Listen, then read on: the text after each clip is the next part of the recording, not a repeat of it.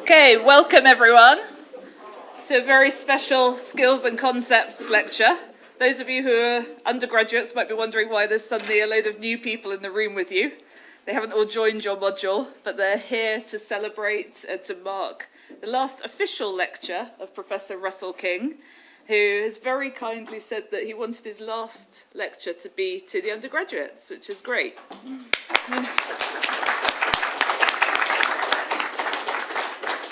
So Russell King has been at Sussex since 1993. He's been the Dean of the School of European Studies. He's been Head of Geography.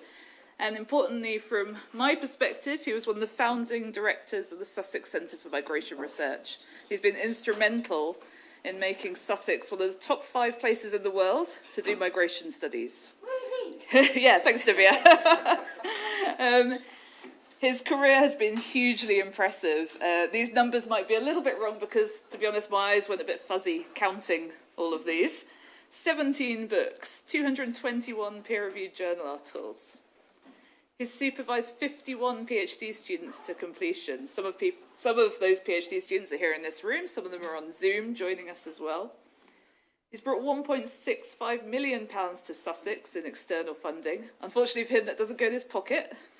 But it does bring jobs, resources, and opportunities to our students. I didn't bother counting all the talks and lectures he's given because that would have, frankly, taken forever. It was my great pleasure to welcome Russell to talk about his career in geography and migration studies. Over to you, Russell.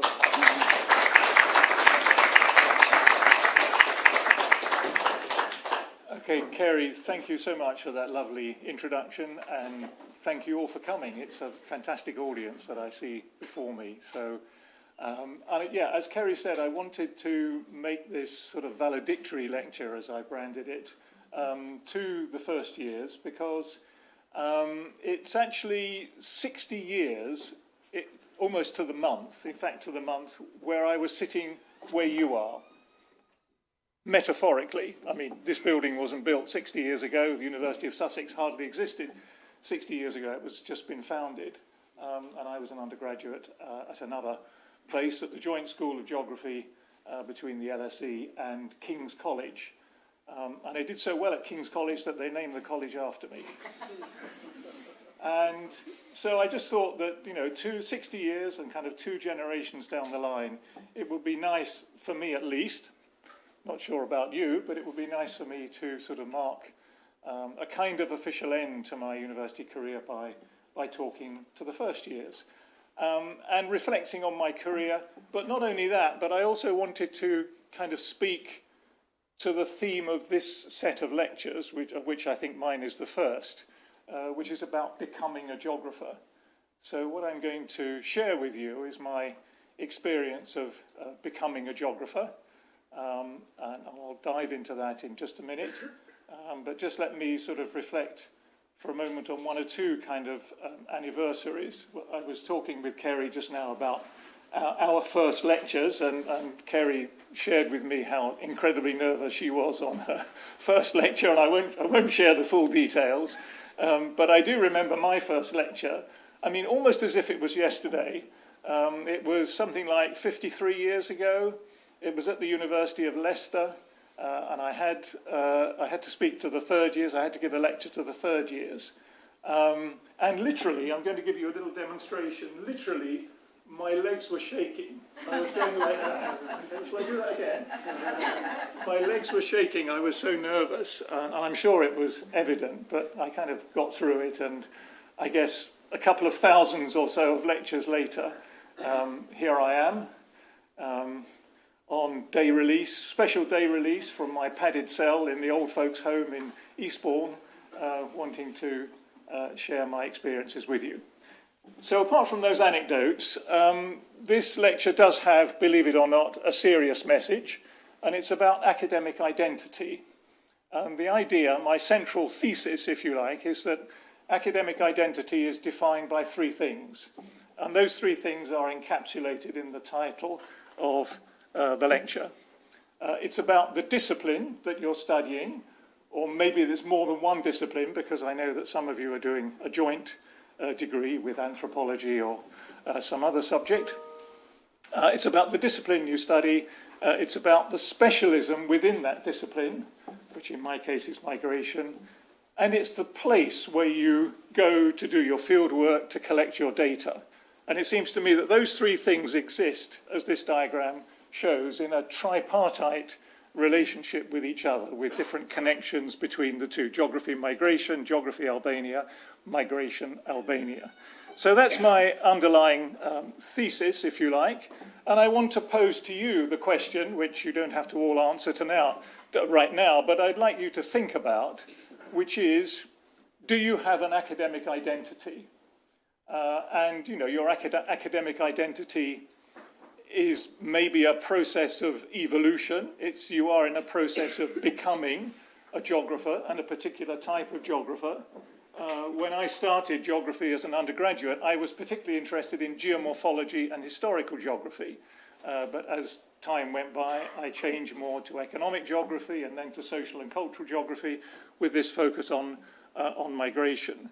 So for a geographer, or indeed for almost any other social scientist, not quite sure about physical scientists, maybe I'll come back to that in just a second, but for a geographer or anthropologist or a sociologist or whatever, your academic identity is defined by the discipline you study, by the theme or topic that you specialize in within that discipline. For me, it's migration studies at the moment, and has been for the last several decades, although it wasn't my initial topic of interest that I did my PhD in. Or it could be climate change or colonialism and post-colonialism. And then there's the place where you collect your data and do field work. I'm going to take the example of Albania because it's the country that I've been most intensively engaged with in recent years. It could be anywhere else in the world, or indeed it could be global, the world. I'm not quite sure how this schema works for the hard sciences, for physics and chemistry and maths, but that's something that I'll leave to one side for the time being for others to ponder. And this academic itinerary can change. It's relatively rare to change disciplines, but not completely unknown. But you may well change your theme of interest, as I have done, and you may well change your region or country of interest, and that sort of leads to interesting ideas about comparative research between different countries that you've done fieldwork in. Okay, so the first part of the lecture is about geography, the second part is about migration, and the third part is about Albania. The first two of those I'll deal with in the first session that we have together, the first 45 or 50 minutes, and then I'll leave Albania for after the break. So I'm not going to say too much about geography because I'm probably kind of preaching to the converted. It is, of course, we all know, the best subject in the world to study. And here I want to sort of just pause and say, why do people study geography? And I suggest to you that it's a mixture of academic factors and personal factors, and I'll deal with some personal factors in the succeeding slides. So it seems to me that there are, I mean, these three were the things that came to mind initially. I'm sure there are many other reasons, but I mean, one of the great strengths of geography is its breadth and flexibility. The fact that almost uniquely in the sort of panoply of academic disciplines, it spans the arts, the sciences, and the social sciences. And it's also to some extent a technology because of its engagement with computers and mapping and digitalization and all that sort of world. Secondly, it's incredibly open to interdisciplinary study, both to connections with other disciplines which are quite cognate with geography, like sociology or anthropology or economics or history, but also into interdisciplinary areas like development studies or area studies or migration studies or environmental studies or whatever. And then thirdly, for me certainly, being a geographer kind of combines with a particular lifestyle, with a particular outlook on life.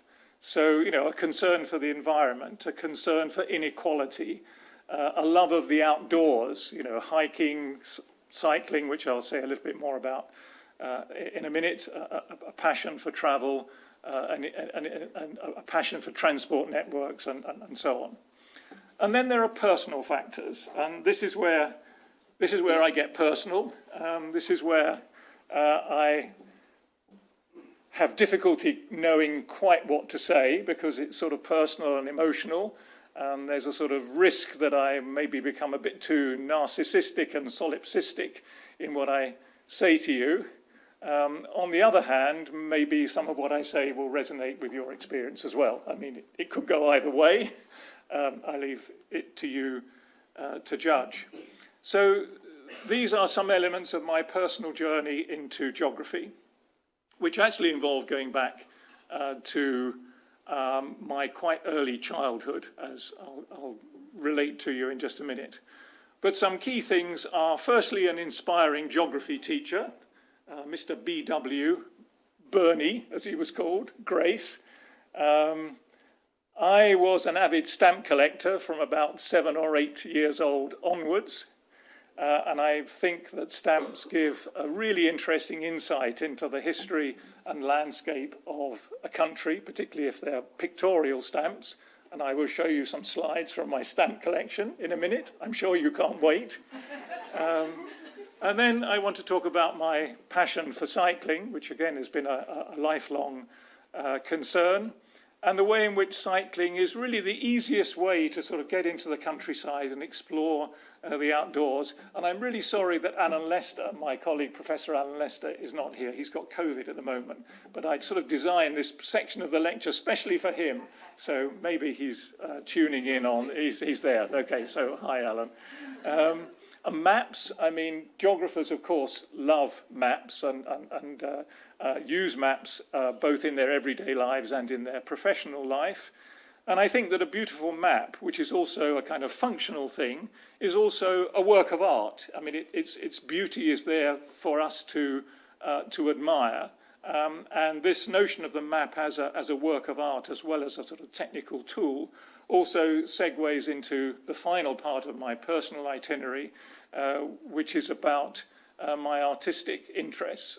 Quite a lot of my colleagues probably don't know that I have a sort of parallel, not a parallel life, but a parallel interest in art, and have done quite a lot of artistic products over the years, a few of which I will share with you in due course.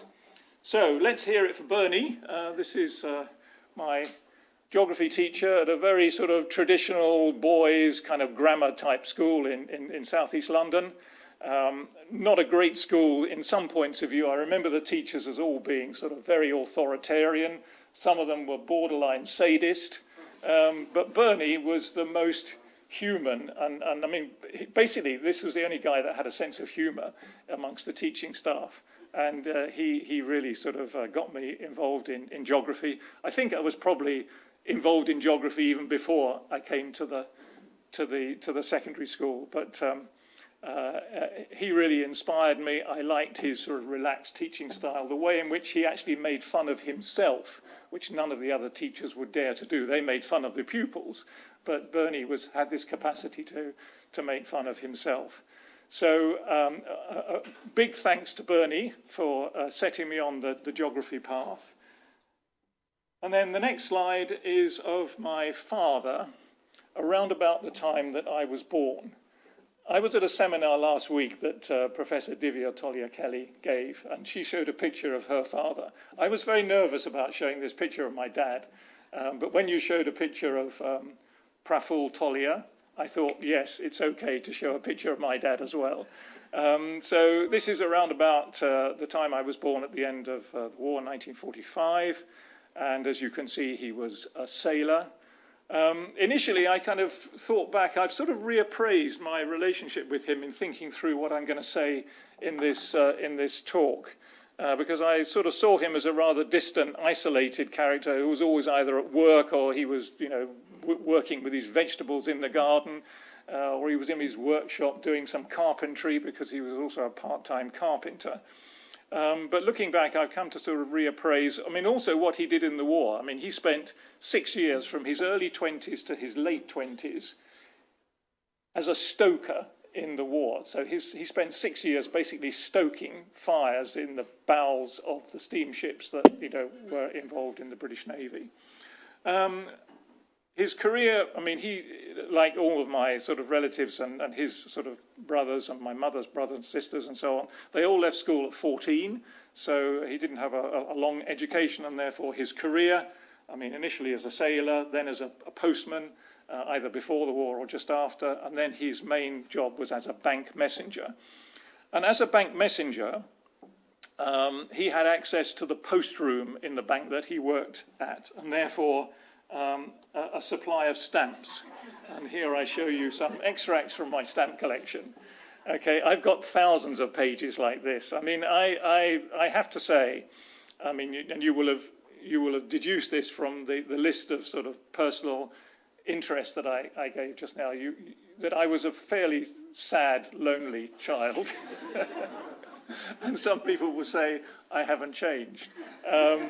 But, I mean, the message I want to sort of reach out to you with is that, you know, if you are on your own, if you don't have great confidence, if you're a loner, then kind of stick with it. And, you know, sooner or later you'll come out of that and you'll develop a greater degree of social skills. But I mean, my social skills as a youngster, even as a teenager, even as a student, were really limited. I mean, I was just pathologically, excruciatingly shy as a young person.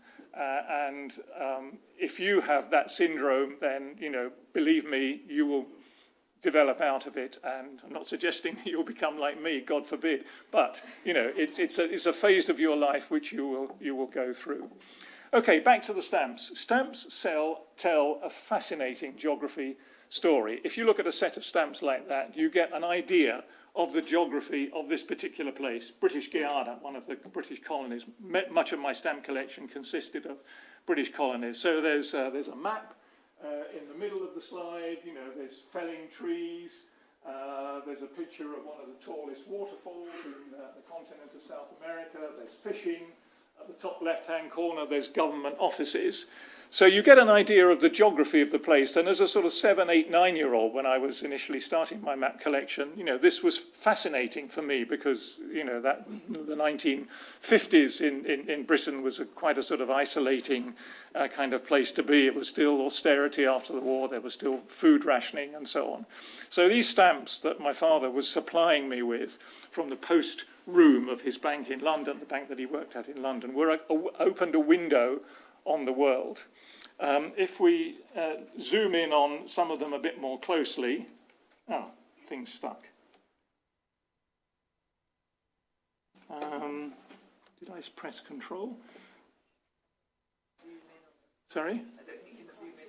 No, I'm not trying. I'm just saying that the sequence of slides is stuck. Press escape. Where is escape? We click on this. There we go. I think it is freezing slightly, but it should work. Fine. Yeah. Okay.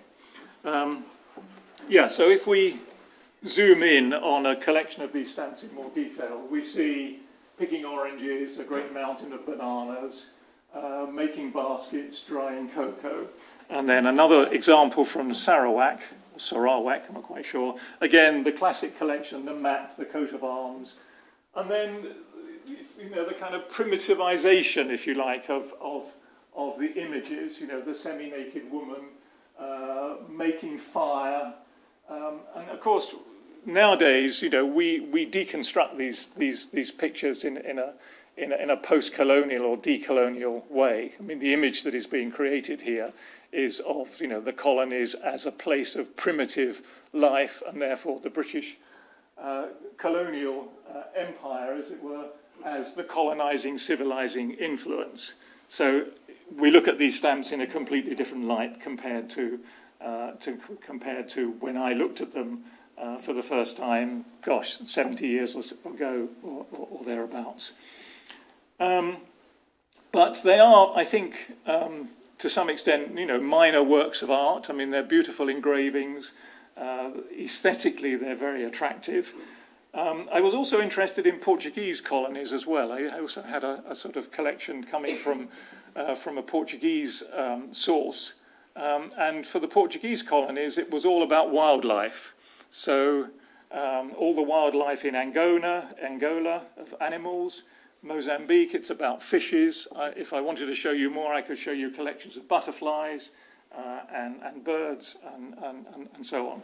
And then the final one in this series of Cape Verde, which is another Portuguese colony, a sub-Saharan black African or black and Creole African colony. And look at the pictures on the slides. They're all Portuguese explorers with their funny haircuts and funny hats, but they're all white. But Cape Verde is, of course, a black African country.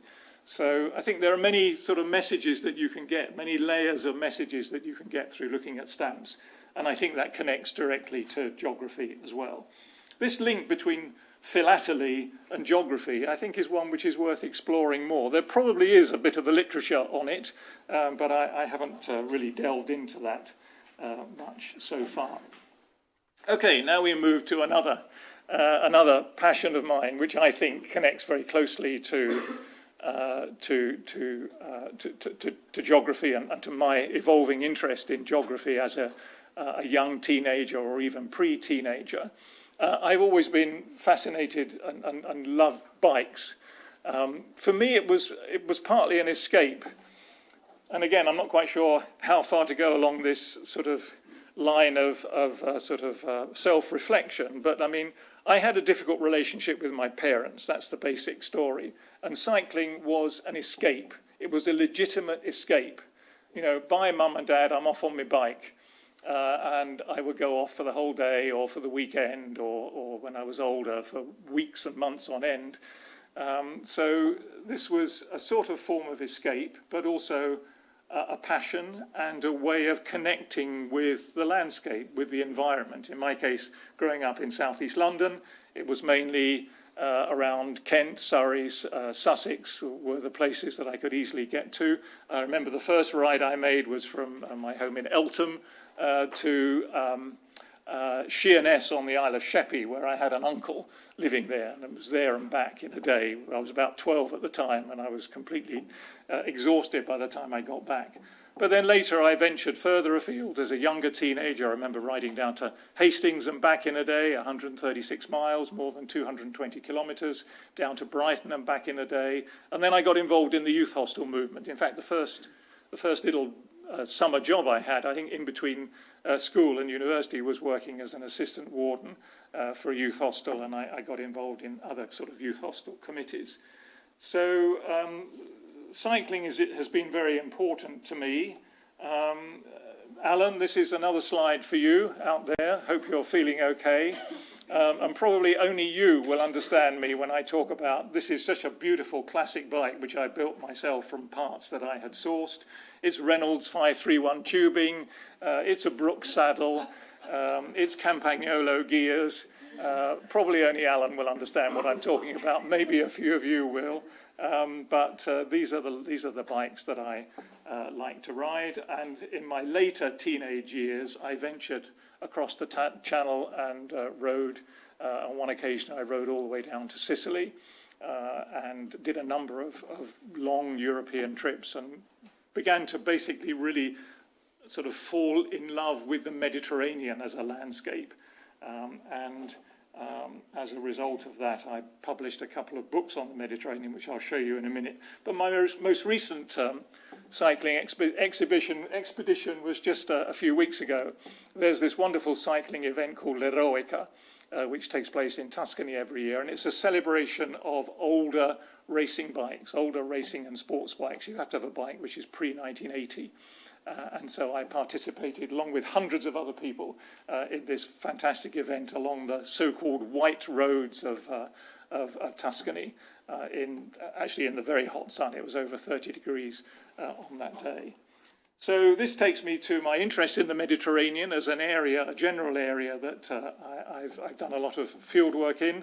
The one on the left looks a bit like a cookery book, but believe me, it's a serious academic text about environment and society in the Mediterranean, and another book on the right has a similar kind of theme. I won't say too much about maps, but I did find some old maps that I used during my youth for cycling around this kind of area. Okay, now I move on to the final part of this kind of very personal itinerary into geography, which is my involvement with art. I took art as an extra A-level. I was the only person in the school that did. And so, yeah, I discovered at that point that I was quite severely colourblind. And so I didn't do any painting for my A-level art. I did all things like calligraphy and poster design and portraiture. And I had, the art master used to find small boys in the school. I will share this with you because it's a little bit painful.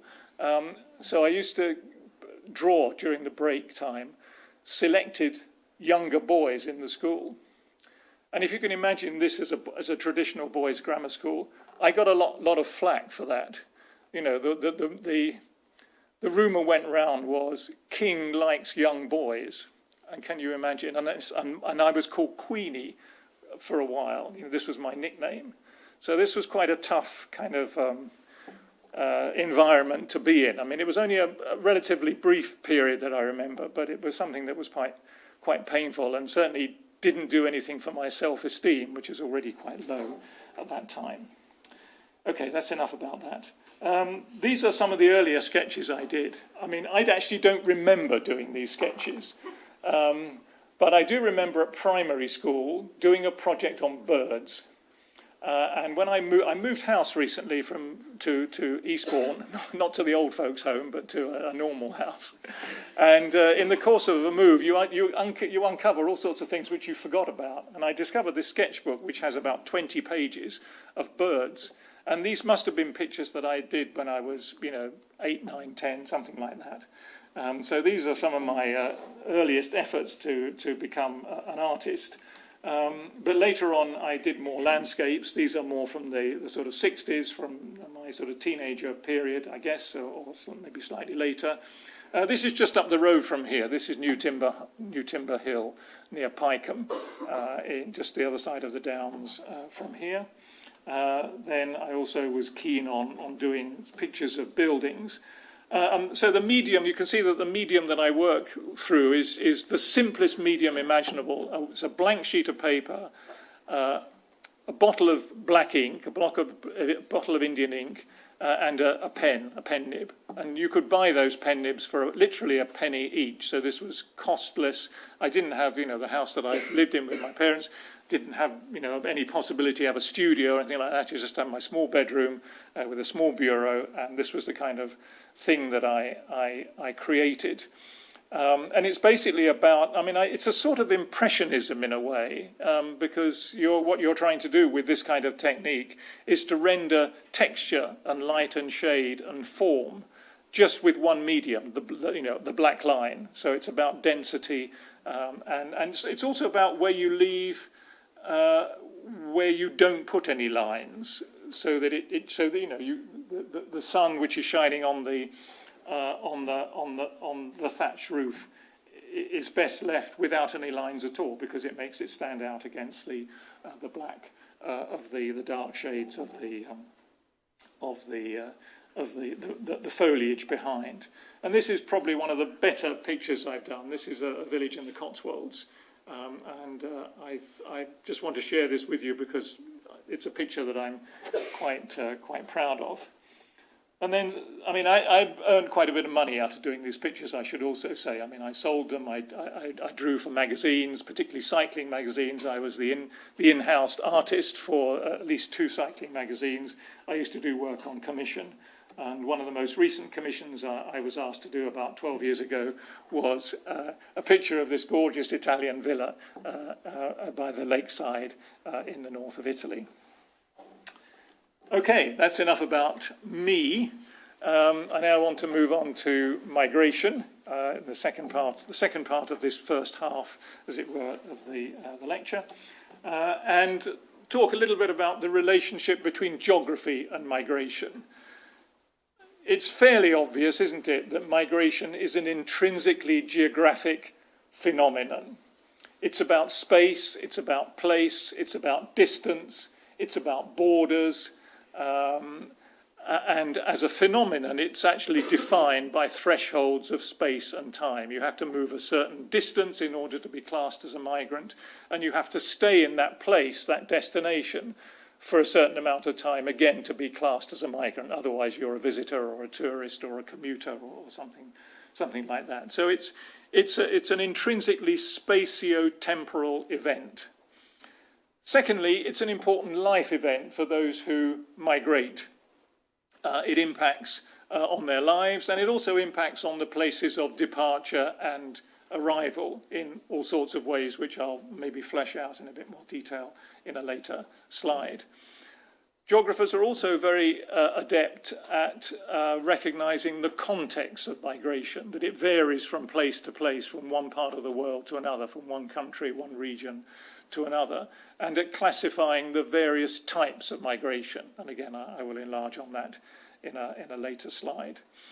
And finally, geographers have great skills combinations. And here there are basically two schools. There are the population geographers, of which there are a couple in the audience. Professor Philip Ogden from Queen Mary College, also a retiree now like me. Professor Tony Fielding, who is like me, a former geographer here, are population geographers who've made major contributions to quantifying and mapping and modelling migration.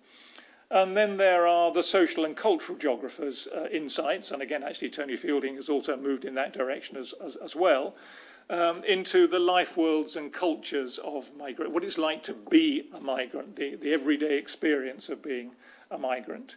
So I think geographers, with their broad skill sets, which range across, from quantification and mapping to ethnography, have really good insights into the total fact, if you like, of migration. But migration is also a field, and this is a key point as well, which lends itself to interdisciplinary research. So as a geographer, you become interested in migration, as I have done, but then that leads you to interdisciplinary collaboration, often in teams of researchers, with other people who study migration from an economic perspective, from a historical perspective, from a sociological perspective, from a political perspective, anthropological perspective, and so on. So that, I think, is important to lay down the case that geographers are really well placed to study migration. And then there are some key questions that we ask ourselves when we think about migration, explaining and theorizing migration. This is from a book which is now more than 40 years ago, but which was one of the first great books about migration, written by two geographers, Paul White and Bob Woods, The Geographical Impact of Migration. And these are the key questions. Why does migration take place? I mean, that's the big question. Who migrates? Is migration a selective process, and therefore who does not migrate? What are the shapes and patterns of migration? How do they develop between origins and destinations? And how do those migration flows change over time? And then three questions about the impacts of migration. What are the impacts of migration on the places of origin? It's about depopulation, it's about brain drain, for example. What are the effects of migration on the places that migrants move to? That is about the social geography, the way in which cities change as a result of migrants moving in. It's about changing labour markets and the way in which they become sort of segmented between certain types of jobs that only or mainly migrants do and other types of jobs that the so-called native workers do. And then a more existential question: what is the impact of migration on the migrants themselves? What is it like to be a migrant and to be displaced either voluntarily or forced? And then a final question, one that I've added myself, how has migration shaped the world in the context of globalization? And how will migration's global impact shape the world in the future? At the moment, there's obviously a huge debate about the relationship between climate change and migration, so maybe I should add that on as the next slide, the next bullet point there.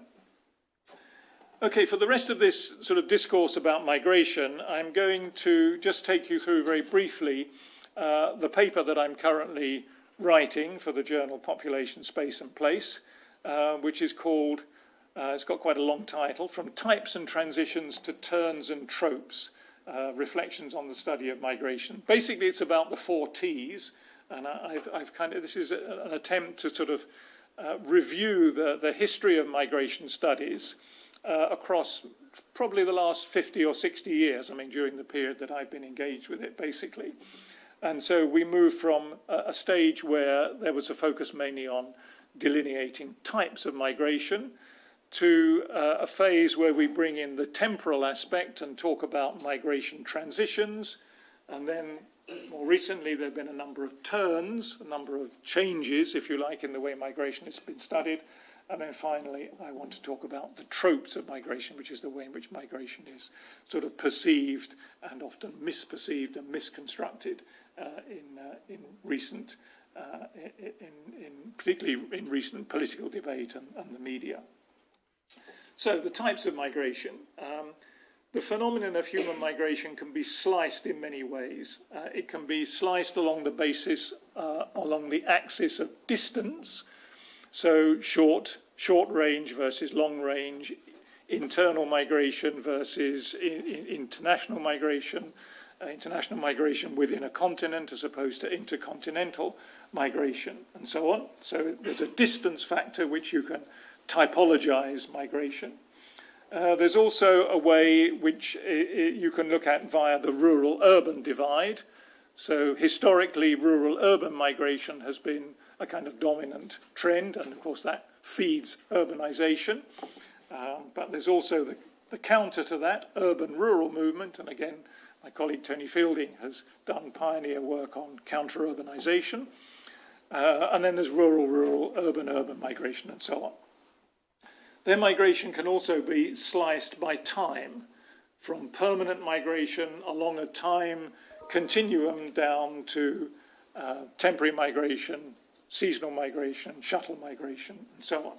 And then finally by demography, by gender, by life stage, by the age and groups of people who are migrating, whether it's a family or an individual, whether it's mass migration or refugee displacement or whatever. And some of those binaries can be, some of those typologies can be cast as binaries. So we have in the types of migration a fundamental division between internal and international migration. And on the whole, we tend to overlook internal migration. When we think of migration, we think almost automatically of international migration. But actually, most of the migration that goes on in the world is internal. But those divides can also be blurred. So, if you migrate from Scotland to England, is that internal or is that international? If you migrate within the Schengen area of the European Union, is that internal or is it international? And those borders can also, those classifications can also change. So the breakup of Yugoslavia or the breakup of the Soviet Union turned what was internal migration into now international migration. And there are other binaries which also need to be thought about and kind of deconstructed as well. But time is moving on, so let me look at some other another slide which looks at old and new migrations. If you look at the sort of history, the historiography of migration studies as it's evolved over the decades, going back perhaps to the 19th century, then there are 4 main types of migration that have been talked about and which kind of dominate the historical discourse of migration. Settler migrations, which were particularly characteristic of the 19th century, from Europe to United States or to Australia, wherever. The labour migrations or guest worker migrations, which dominated the theatre of migration that was post-war Europe. Refugee migrations, which follow wars and conflicts. And then internal migration, studied either within the developed or so-called first world countries, but also including some third world countries as well. And that typology, that traditional typology, tends to lead to the assumption that most, if not all, migrants are somehow poor and uneducated and are responding to the traditional mix of push and pull factors, which is the classic model, the classic sort of gravity model for studying migration. But in recent decades, and I would say especially since the 1990s, we have new geographies and new typologies of migration, which reflect the rise of globalization, the new international division of labour, which was the decentralization of production away from the industrialized world to the less developed world where labour was cheaper. The New World Order, which came in with the collapse of communism, the communist, or much of the communist bloc post-1990, new technologies of transport and communication, and so on. So we now have other types of migration which are perhaps more characteristic of the current global map of migration. We have high-skilled migration, which can lead to the backlash of brain drain. We have lots of international students who can be classed as migrants, although usually they're called international students, but technically they are migrants. We have lifestyle and international retirement migration. The fall of the Iron Curtain unleashed a lot of east-west migration within Europe, and we have new refugee flows sadly being produced, pretty much all the time. The Western Balkans, Iraq, Syria, Afghanistan, Ukraine, and who knows what's going to happen with the Middle East.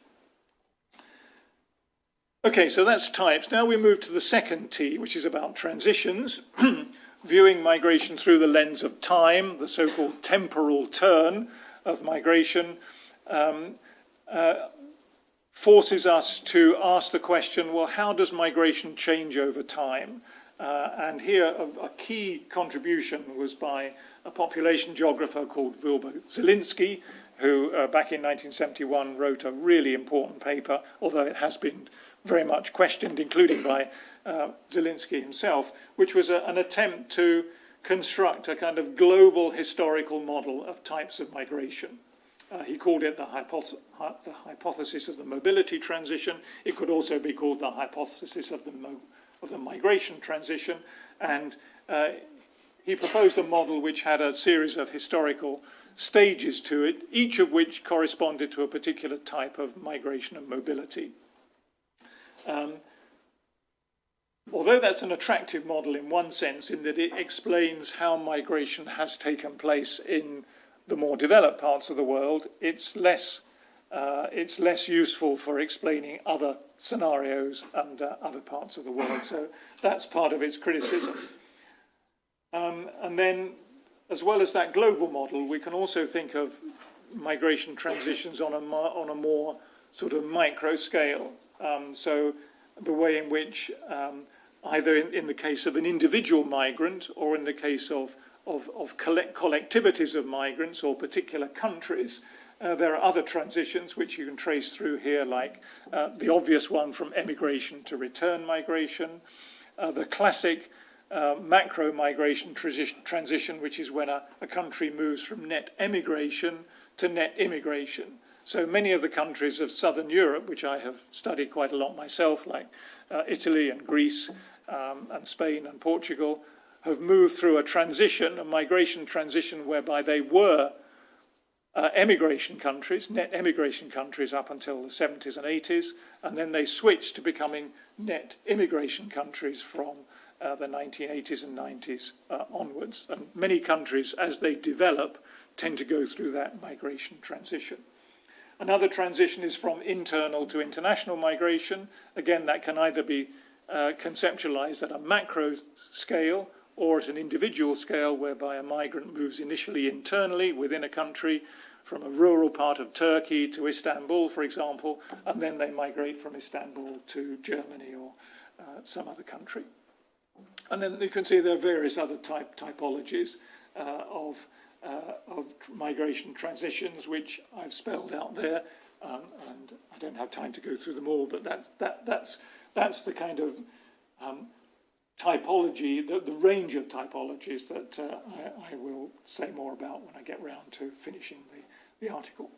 The third T in this sequence are turns, and a turn is basically a sort of new idea which infuses a particular study. And so when we look at turns in migration studies, there are probably two that have become dominant in the last 30 years or so: the transnational turn, which dominated the 1990s, and the mobilities turn, which dominated the 2000s.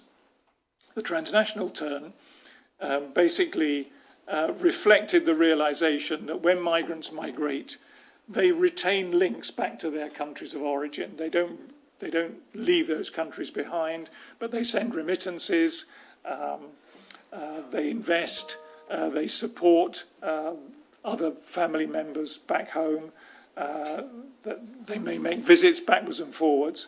And so this transnational paradigm became very dominant in the 1990s and to some extent is still with us. The mobilities turn was more a phenomenon of the 2000s, associated with the name of John Urry, sociologist, and also with some geographers. And this was a kind of challenge to the mindset of sedentarism, which had characterized particularly sociologists' constructions of society up to that point. So they thought that society was fixed, with social class important, with settlements and people living and not moving in their places of residence for much of their lives. But of course, to some extent, although this is an exaggeration, we're all mobile now. But that, of course, has been challenged because, in reality, mobility and access to mobility is one of the most fundamental dimensions of inequality that one can observe in the world. And then there are a number of other turns. This comes from a slide which was presented at an EMISCO conference. EMISCO is the big migration conference that many of us go to, an annual conference. And geographer Jürgen Carling from the Peace Research Institute in Oslo, who's one of the most prominent writers about migration and from a geographic perspective nowadays, also listed a number of other turns which again are set out on that slide. One could add to that, but those, in my view, and his as well, would be the key ones. And these turns also lead into the notion of nexuses. And so we can think of the nexification of migration studies, where migration is linked to other conceptual fields, other phenomena. Probably the most important one is the migration development nexus. There's a lot of work which goes on nowadays about the relationship between migration and development. Does migration lead to development? Does it lead to underdevelopment? Does development lead to migration? Is migration a product of underdevelopment? That's quite a sort of fertile field of study, and it's one that I'm also trying to make some contributions to as well. But there are many others. There's the migration home nexus, the migration well-being nexus, the migration inequality nexus. This is also a really key point. It was the topic of the last GEMS SCMR annual conference last year, I believe. It was also a topic of the last EMISCO conference. So many, many nexuses which represent relationships which are not necessarily causal. You have two fields, migration and something else, which interact, but in complex ways. And the last one of these, the migration trafficking or smuggling nexus, perhaps is the one which leads into the final T, which is what I call the tropes of migration. The fact that the word migration and migrant, even more so immigrant, maybe even more so asylum seeker, are not neutral terms. Probably they should be neutral terms, but they have been invested with a lot of baggage. They have been mediatized, weaponized, instrumentalized in public discourse. I mean, particularly by the political right and the media, which reflect that political stance.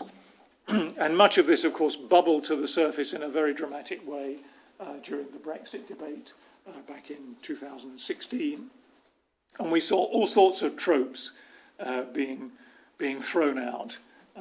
So migrants are basically seen as a problem which has to be solved. Migration is seen as a crisis. So a kind of moral panic is developed, and all sorts of fear-mongering tropes are thrown out by the press and by politicians on the right, and even more so on the far right.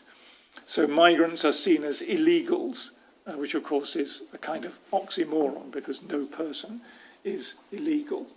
There's a criminalizing trope, the idea that migrants bring criminality.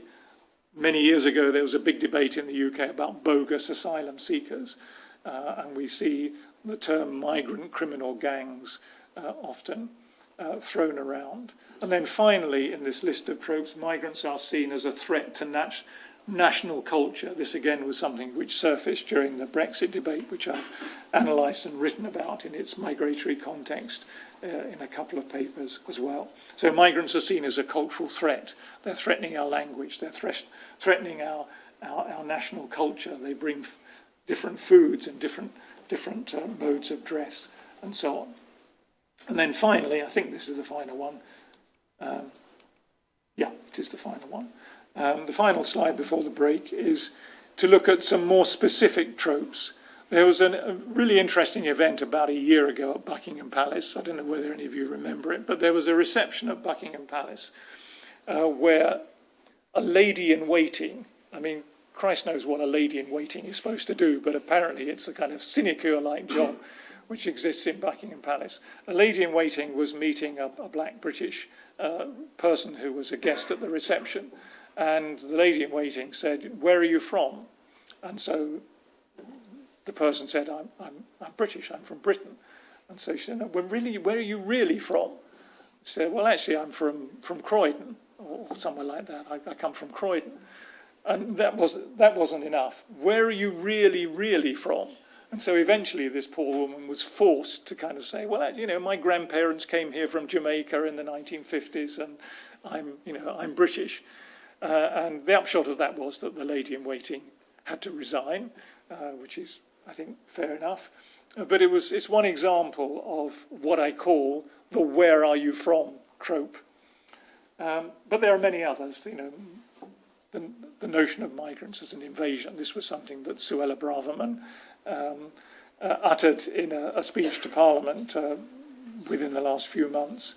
And the whole notion, the whole infrastructure of migration control sees migrants as a kind of army which is invading fortress Europe, which has to be defended by a border force. The poverty discourse, the notion that all migrants are poor and abject and need to be pitied. The disease trope, the notion that migrants bring disease, Ebola, cholera, COVID-19, and so on. And then there's a water trope where migrants are repeatedly spoken of as moving in waves and streams and floods and so on. And then there's also another one which comes from the sort of the animal world, swarms and flocks. So an insect or bird-like trope. And then the most recent one, I'll skip over the economic and demographic one because I must finish now. The most recent one, which again Suella Braverman has uttered, has been to talk about a hurricane of refugees. This is her latest utterance. And this is, I don't know whether this is deliberate on her part or whether it's an accident, but what she's doing there is putting together climate change, you know, the crisis over climate change with migration. She's uniting those two discourses in one very dangerous trope of talking about hurricanes. Okay, that's it for the first part of this two-part lecture. The three key readings are there for you. They're on the Canvas website. Some of what I've said comes from the first of these three readings, and then after the break, if you've still got the stamina, then I will talk about Albania, and that will be a somewhat shorter account. So let's take a break now, and I hand back to Kerry or Faye to say whatever needs to happen. Okay, thank you, Russell.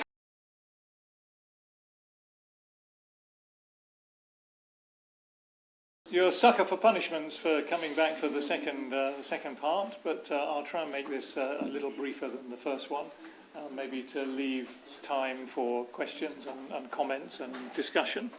So now we move to the third part of this kind of trilogy, if you like, of academic identity, discipline, specialisation and place. And the place that I'm going to take you to the next sort of 35 minutes is Albania. And I'm going to start off with a piece of shameless self-promotion, which is something that I'm actually quite good at, I think, sometimes. Yeah, a couple of years ago, I got a medal, a presidential medal from the president of Albania for my research on Albanian migration. This came as a huge surprise, but I discovered that I was much more famous in Albania than I realized. I mean, basically, I am huge in Albania. I'm completely unknown in the rest of the world, but I'm big in Albania. Second only to Norman Wisdom, in fact. Now, half of you laughed and half of you looked confused, because you need to be at least 50 years old and maybe even older to know of Norman Wisdom. But Norman Wisdom, very briefly, for those of you who never heard of him, was basically Britain's answer to Charlie Chaplin. He was the sort of master of slapstick comedy and the pratfall, and he featured in a number of films in the 1950s and 60s, which were the only Western films. This is the punchline. They were the only Western films that were shown in Albania. Albania during the communist period was a completely closed society, also to most outside media, and certainly to Western films. But the Norman Wisdom films and the character that he played, Mr. Pitkin, were shown in Albania, and so he's no longer with us, he became a big celebrity in Albania. And if you go to Albania and say Pitkin, then people will recognise who you're talking about, because that was a name that he had in all the films. So these are 3 books that I've published on Albania during the period between 2005 and 2011. And it allows me to kind of introduce, virtually as it were, the key colleagues that I work with when I look at migration in Albania. So Nicola Mai, who maybe is with us virtually from Arizona. He's with his husband and new baby in Arizona and should be tuned in, probably changing a nappy or something like that at the moment, given the time difference. And Julie Vulnatari, who herself can't be here, but her brother is here, which is almost as good. So welcome to Olsi Vulnatari. And Julie and Nicola and a whole bunch of, sorry, I'm skipping through, okay, I've got this out of order, but I'll come back in a minute. And a whole bunch of PhD students who it's been my privilege to supervise, who've worked on Albania. I mean, these are people whose names I want to make explicit and who I want to thank, because quite a bit of the work that I've done on Albania involves kind of standing on other people's shoulders, you know, and then crushing them. No, standing on other people's shoulders. So let me go back to, why Albania? Why am I fascinated by Albania? I can't give you an easy answer to that, actually, but I suppose of all the Eastern European countries, it was, in a sense, the most kind of mysterious, because it was the most isolated and the most secretive and the most closed off from the outside world. And as a result, when it opened up in the early 1990s, emigration, really sort of exploded. Whereas for the previous 45 years, it was simply not possible to emigrate. It was an act of treason. You'd be shot at the border or put in prison or whatever. So theoretically, it's interesting because it's like a blank canvas from 1991 onwards, and therefore you can examine almost as if in a laboratory the relationship between migration and development, for example, or migration and integration. From that from that tabula rasa, as I've called it there. And also the scale of Albanian migration is extraordinary. By 2010, there were 1.4 million Albanians abroad, and compare that to the population in Albania at that time, which was 2.8 million. So equivalent to half of the resident population of Albania had migrated in those 20 years between 1990 and 2010, mostly to Italy and to Greece, but actually in more recent years to other countries as well. And from the point of view of the relationship between migration and development, remittances have been the main plank supporting the Albanian economy over that period, over now a 30-year period, both at a macro level in terms of the contribution that remittances make to GDP, and also at the micro level in terms of how many households have been lifted out of poverty as a result of remittances coming back. So if Suella Braverman saw this picture, I mean, she would go apeshit, because this was the scene on the quayside in Brindisi, a port in southern Italy, in March 1991, when in the space of a couple of days, 26,000 Albanians came over by boat, including 11,000 on one boat alone. And this is a typical picture of that overcrowded boat arriving and people, as you can see, using any means they can to get onto the shore. Most of those migrants were accepted because at that time Albania still had a communist government, so they were treated as refugees, and the Italian authorities, which don't have a wonderful reputation for welcoming migrants, nevertheless gave them entry and helped them to settle in various ways. A similar incursion, which happened a few months later in August, again 20-odd thousand arriving by boats, was actually turned away because in the meantime Albania had had another round of elections and the communists were no longer in power. A different party was in power, so at that stage Albania was regarded as having a democratic country and therefore didn't qualify for refugee status. Okay, these are the 5 main projects. I mean, I'm just putting these up because when you get funding to do a project, that funding has to be acknowledged. So there's 5 main projects that I have received funding for, which are set out there, along with the research assistants and research fellows and co-investigators that I worked with. Nicola Mai, Julie Volnatari that I mentioned, and most recently Ilya Gadeshi, who directs a research centre in Tirana. So I absolutely need to acknowledge those. And also a brief indication of the methodology behind those funded research projects, usually a mixture of survey, of large N survey research and smaller N interview research to get more access to the sort of lived experience of migration. PhD students I've introduced you to already. So let me just spend a couple of minutes sort of setting the scene for Albanian migration. And here we go back to, basically reiterating the fact that Albania was the most repressive and isolationist and paranoid of all the Eastern Bloc regimes under communism. And typical was Enver Hoxha, who was the communist leader. Bizarre and paranoid view of the West.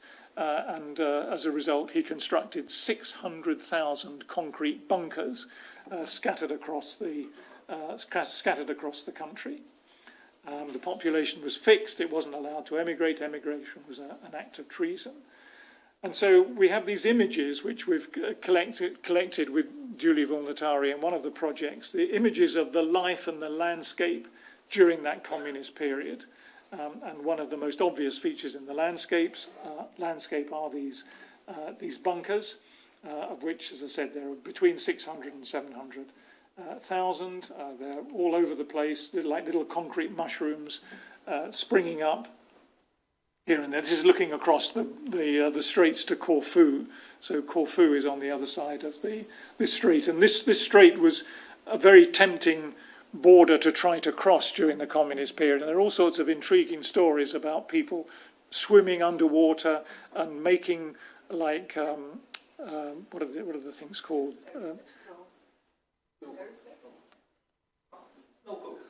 Snorkel. That's the word I'm looking for. Snorkel. Yeah. When you get to my age, you know the 3 things you lose. The first thing is your memory. And then I can't remember what the other 2 are.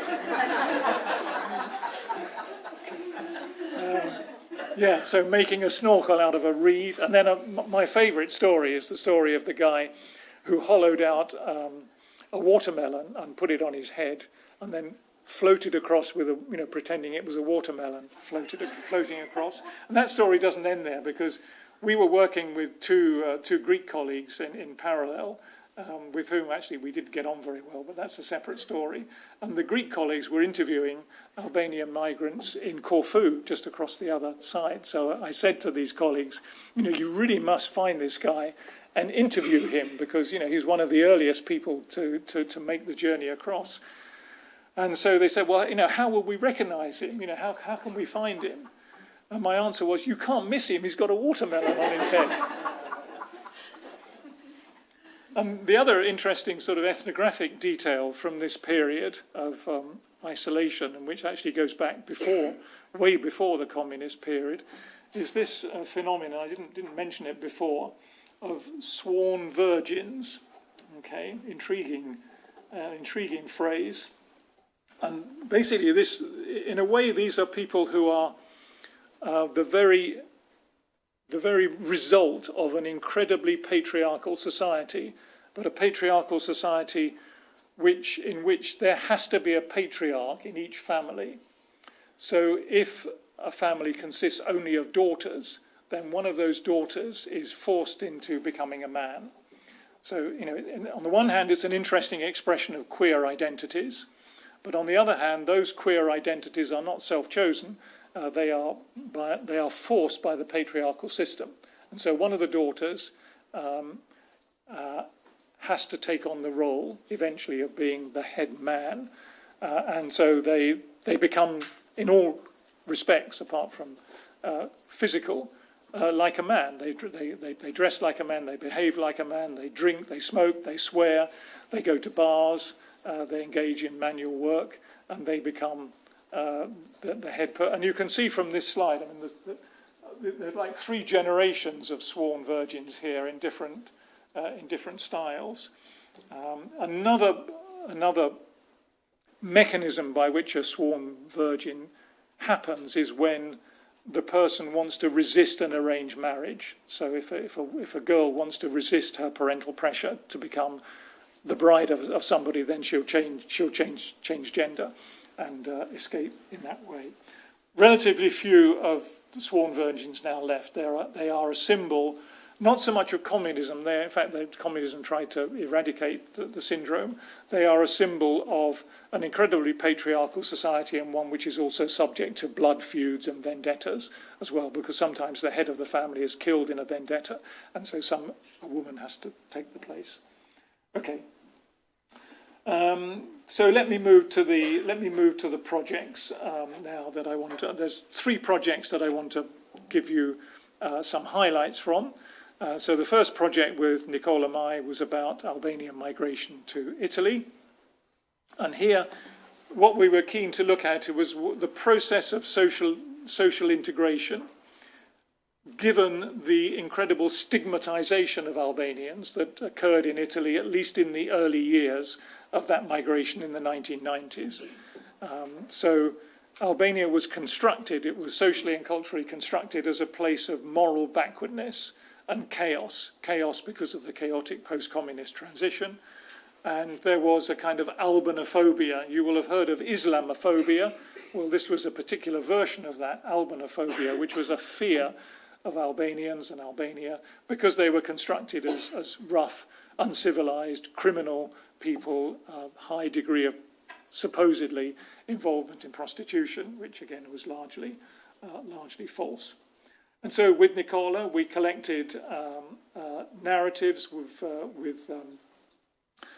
90 Albanian migrants in Italy, in 3 parts of Italy, Modena in the north, Lecce in the south, and Rome, of course, the capital, to try to trace their narratives and their negotiation through and around being stigmatized, and in order to arrive at a later stage, which they are now, of being quite successfully socially integrated. So narratives of work, here are the summary points. Most Albanians were employed in manual and unskilled jobs. For men, this was mainly in construction, but also other low-grade jobs. For women, mainly in domestic service as cleaners and babysitters and carers and so on. And we found a contrast between northern Italy and southern Italy. In northern Italy, the better jobs, better pay, better working conditions, stronger participation in the formal sector. In southern Italy, you probably know that Italy is almost two countries in many respects. In southern Italy, lower pay, more insecure jobs, more underemployment, and so on. And then as time passes, then there's some progress which is made. And this is illustrated in the next slide, which gives you two contrasting quotes. So the first one, which is from a 23-year-old female in Modena, lists all the jobs that she did: cleaning, restaurants, distributing leaflets, but then she complained that she was often underpaid and cheated. She worked for 8 hours but was only paid for 6 hours, and the low pay that she received. And then the second quote from a 27-year-old female in Rome gives a different account, an account which starts off doing those sort of crappy jobs, but then gradually making progress. So she says, in the meantime, I went on with my studies and got a university degree, worked in a call centre, and now she works in the Chamber of Commerce. So, you know, a respectable office job. Secondly, we looked at integration. So we looked at narratives of work, and we also looked at narratives of social integration. And again, I list the summary points and then a couple of illustrations from the narratives that we collected. So the main obstacle to social integration in those early days was this perception of Albanians as the other, and in particular the rough, uncivilized, undesirable other, and often associated with criminality and the notion of Albanian gangs. And the very term Albanese in Italian was invested with a very heavy layer of meaning to do with roughness and inferiority. We see again some contrast between the north, where a better economic integration could be achieved because of the stronger economy there, but because of the character of the north as perhaps a more sort of bourgeois and class-conscious part of Italy, more difficult social integration. Whereas in the south of Italy, it was the reverse. Economic integration was difficult because the south is considerably poorer than the north, with much higher rates of unemployment. But southern Italy, perhaps because of the south's own experience of migration, those Albanian migrants were accorded a greater welcome and better sort of social relations. Over time, that situation has improved. Albanians are much less stigmatized. In Italy, there's only a sort of residual stigmatization, perhaps. The group that is most vilified in Italy now are the Roma, who are a complex group that come from various origins. And the way in which Albanians have kind of countered this collective stigmatization is actually by individual action, and in many cases by denying or pretending that they are actually Albanians. So they try to pass, and many of them successfully do, as Italian, or they pretend that they're Greek or coming from somewhere else, simply because of the stigmatization associated with the label of Albanian. So they disidentify. The strategy is known, technically the strategy is known as mimesis, mimetic, pretending that you are something that you're not. And here's a couple of narratives which I think are quite revealing. I really like this one because it's from the mouth of an Albanian migrant who is able to very cleverly systematize and categorize three types of racism that he has been subject to or he has observed. So firstly, he says there's physical violence, and he refers to an event in a town of Bolzano in northern Italy whereby some Albanians were beaten up by a group of Nazis. And then he says this doesn't happen in Modena. The second form of racism is a verbal insult. So Albanese di merda, or shitty Albanian, is another form of racism. But then the really intriguing thing about this quote, and I'll sort of read it out because I think it's so interesting. And then he says the third way is more common form of racism and consists in finding an excuse. It is a very kind and polite form of marginalization which keeps you at a distance, by denying you the chance to be known better. So he goes on to say, you see, in Italy there's a sort of refusal to accept that an Albanian can be an intellectual, that he or she can be as good a doctor as an Italian. This seems to be the most difficult thing to accept. And I have the feeling that Italian people can help you in a very generous way, but when you actually get what you want, they're not so happy. They might be happy of having helped you, but not that you got that far. Do you understand? So I think this is a kind of very interesting indication of what we can call subtle racism or hidden racism. And then the second example from this first research project is what I call, or what Nicola has called, coming out as an Albanian. And it describes here this particular informant, who is a 24-year-old male student at the University of Lecce in the south, and he describes meeting an Italian girl in the refectory, how it's quite obvious that she fancied him and wanted to get to know him better, and he wanted to kind of come out and tell her that he was an Albanian, but the opportunity never quite arose, and he kept putting it off. And when he did tell her, she just left him. She dumped him just like that because, you know, she couldn't countenance the idea of having an Albanian boyfriend, or maybe she was worried that her parents would be unhappy about her having an Albanian boyfriend. Second project is about remittances. This is the co-investigation with Julie Volnatari. Some facts and figures there about the importance of remittances to the Albanian economy. At various times, it has accounted for up to a fifth of the gross domestic product, with significant per capita weightings. And the general view is that remittances have had a major impact on lifting households out of poverty, and as well as shoring up the national balance of payments. And there's some evidence of small business development financed by remittances as well. One of my PhD students, Yoniada Bayaba, did a nice thesis on the development of Albanian businesses, many of which were financed through remittances. So I'd like to acknowledge her work there. The innovative aspect of this particular project was to gender remittances, was to apply a gender perspective to remittances, because remittances are conventionally thought of as just a kind of financial transfer, but of course they are passed from person to person, and gender inevitably comes into this.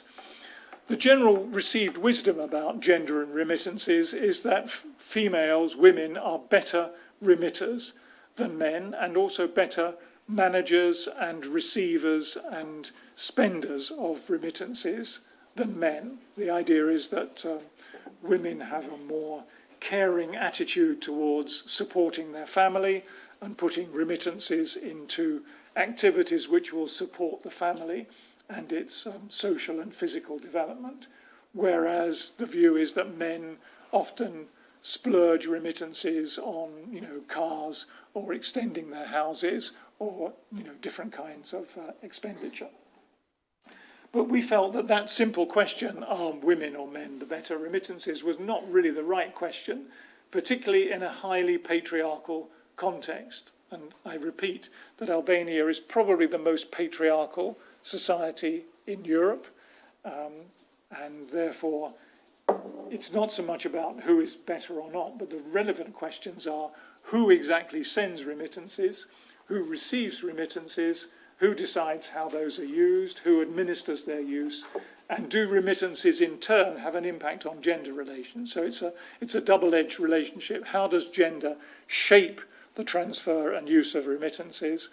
And then to what extent does that remittance transfer reshape gender relations within this kind of diasporic population? And so we developed this notion of remittance dyads, which are person-to-person remittance pairings. So here's a bit of the background to how patriarchy affects remittances. I mean, basically in Albania, women are not allowed traditionally to migrate on their own. There are a couple of exceptions to that, Roma women and students. But on the whole, when women migrate, it is with or to join their husbands. And when they join their husbands and they get married, they are part of the husband's family, and therefore the remittances that they earn from their own work can't go to their parents. They have to go to their husband's parents, according to the tradition. And so this interviewee here, which is actually from one of the Oxfam project, it's from a different project, interviewee interviewed in London, an Albanian migrant interviewed in London, says, "You know how it is where I come from. Once you marry, you become part of your husband's family. You cannot help your own family of origin anymore. So the money I earn is for my family here in London and my husband's family back at home in Albania. We put the money in the same account, and then he sends it home whenever they ask for it." So that's the traditional view. But this again is sort of changing a little bit, so that when remittances can be sometimes sent to the wife's family, but they're not labelled as remittances. They are hidden under gifts or this phrase, "just for a coffee." And so Alket, who was interviewed in Thessaloniki, describes the balanced pattern of visits and remittance presents to both sets of parents. And so he describes, for my wife's family, he's trying to give the impression here of being a sort of liberated, gender equal man.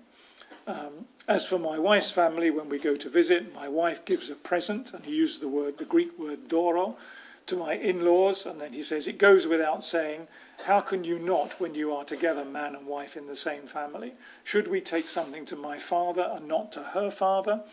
And then he says, "I'm talking about decent or modern families. If you are a man with a moustache, in other words, a patriarch, an Albanian man like that, then I don't know. But today, women play a big role in the family. They have even more rights than men." Yeah, well, we all know that they don't. And that's the sort of hidden level of patriarchy that's still evident in that quote, if you deconstruct it, because he refers, something to my father and not to her father. No mention of the mothers there. So there's still a residue of patriarchy here. But here's a nice picture of a man with a moustache that we encountered. I thought this was just such a splendid picture. This is in a village, a very remote village in the north of Albania. And when Julie and I were travelling around, we saw this guy sitting. We got chatting to him. We had a couple of beers. And then at the end, he and I became quite good friends, as you can see. So you might think that there are two patriarchs there, but actually the guy on the left is really a bit of a wimp compared to the others. So in terms of the productive use of remittances, we collected data through a larger survey rather than interviews about the use of remittances. And what we see in the Albanian case is that most remittances are still only used to support current household expenditure, life stage events like funerals and weddings, and household goods and new housing. When we come to the more economic and productive use of remittances, like for farming, education of young family members, then the percentage use of those remittances is much lower. And this gives a sort of brief pictorial impression of some of the use of remittances. Yes, some indication of agricultural improvement here in this rather nice sort of intermontane basin, improvement of housing, investment in agricultural equipment, and also spending money on Albanian weddings, which are huge affairs, having attended one or two myself. Let's move on to the third project now to wrap up. This is about basically bringing the story up to date. This is research that I'm doing with Ilya Gadeshi, who's my Albanian partner in the Centre for Economic and Social Studies in Tirana. And in the last 5 years or so, we have, largely Ilya has won a series of sort of small and medium scale grants to do a series of survey and interview researches which try to bring up to date the picture of the ongoing pattern of Albanian migration. One of these surveys has been about potential migration, so this is the last sequence of slides that I'm going to present. So basically the story is that Albania still has not come close to making the transition from net emigration to net immigration. The migration story is unfolding, but it's changing character. and it's no longer so much about an emigration driven by poverty. It's now more about high-skilled migration and the emigration of students. And in order to get a handle on this, we developed this notion of potential migration, which is basically asking people whether they intended to migrate in the future. So you get some indication of what the future trajectory will be. There are problems with this approach because the fact that people intend to migrate doesn't necessarily mean that they will. And there's also the phrasing of the term intention to migrate. You know, are you asking people if they want to migrate, if they intend to migrate, if they'd like to migrate, if they are planning to migrate, if they're preparing to migrate? There's a whole variety of terminologies which will give you different answers. So we have to be careful to standardize the terminology. This doesn't come from our research. This graph comes from an international organization for migration survey with the Gallup organization, and it shows that Albania ranks the 5th country in the world in terms of potential migration, in terms of migration intentions. And if you look at the other countries which are on that list, this is a list of 20 countries, the 20 countries which have the highest potential migration, the highest intention to migrate. And they're pretty much all African countries. I mean, just read the list across: Togo, Liberia, Guinea, Sierra Leone, Djibouti, Sudan, DRC Congo, Iraq, Congo, Haiti, Libya, and so on. I mean, they're all countries which we regard as being much poorer, and certainly not European countries, than Albania. But Albania is nestled in the top group of countries in terms of preparation to migrate and plans to migrate. The two graphs represent, the top graph, the blue graph represents plans to migrate, and the red graph represents concrete preparations to migrate. And if you combine those two together, then Albania ranks 5th in the world. So our survey method for this research that we did together was based on adding 23 questions, a module of 23 questions, which was piggybacked onto the European Values Survey, which is a 10-year survey that's carried out across Europe, across all European countries.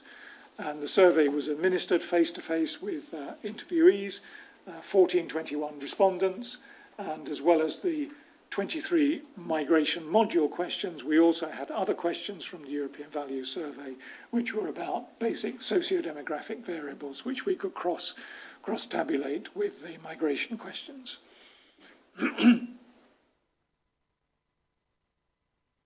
And then, in addition, a sub-module of questions which we asked to respondents who were returned migrants, because we were particularly interested also in whether returned migrants were more or less likely to migrate. And we made comparisons with a similar potential migration survey that had been carried out by my research partner in 2007, so just over a decade earlier. So these are the key questions that were asked. They were basically about intentions to migrate, reasons for intending to migrate, where people were intending to migrate to, for how long they intended to migrate, what their main sources of information were, and so on. And here are some headline results. Overall, then, 29% of all respondents intend to migrate, 2/3 of them within the next 3 years.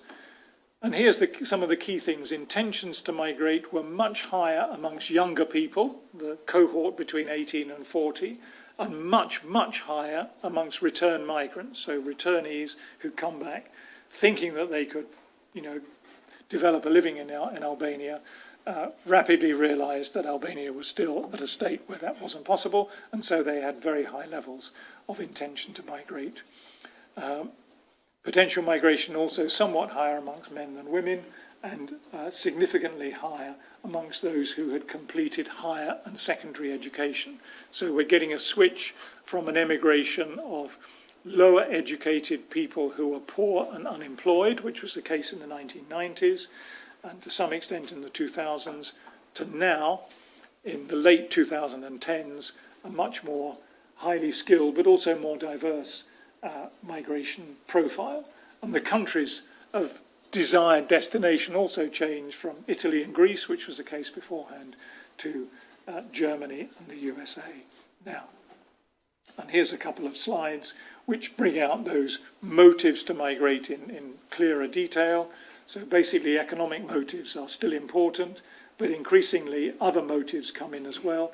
And in particular, this idea that there is no future in Albania. That was particularly a narrative of the returnees. They came back and actually found out that there's no future in Albania. So they decide that they need to migrate again.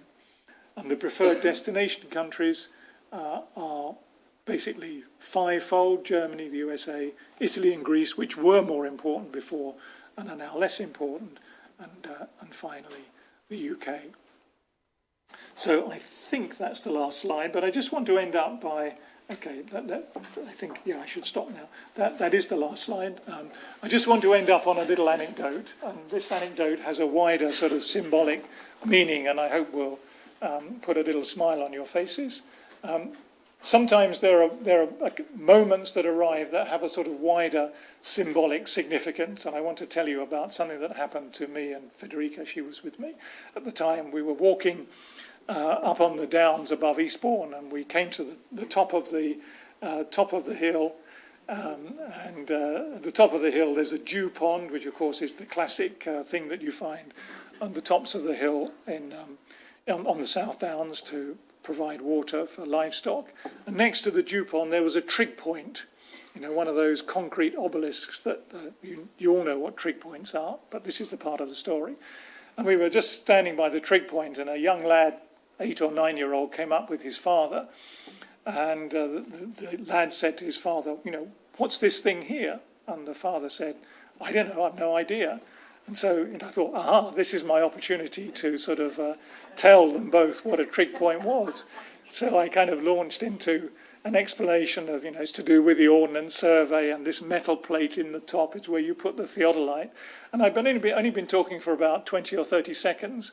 And the young lad turned to his father and said, Daddy, can we go home now?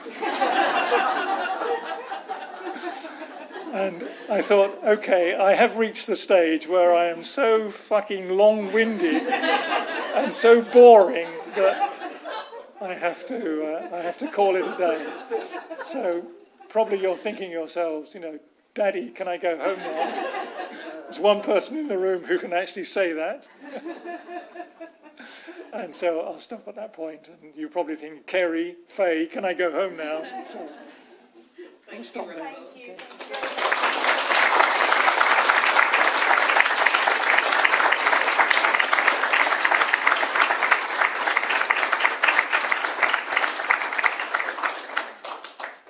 Okay. Thank you very much, Russell. I know I found that fascinating. I'm sure you all did too.